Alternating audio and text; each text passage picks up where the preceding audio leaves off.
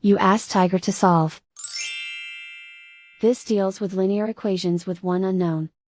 The final result is x equals 7. Let's solve it step by step. Simplify the expression. Group like terms. Simplify the arithmetic. Group all x terms on the left side of the equation. Subtract 3x from both sides. Group like terms. Simplify the arithmetic. Group like terms. Simplify the arithmetic. Group all constants on the right side of the equation. Add 15 to both sides. Simplify the arithmetic.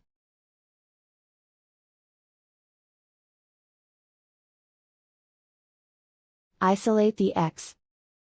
Divide both sides by 2. Simplify the fraction. Find the greatest common factor of the numerator and denominator. Factor out and cancel the greatest common factor.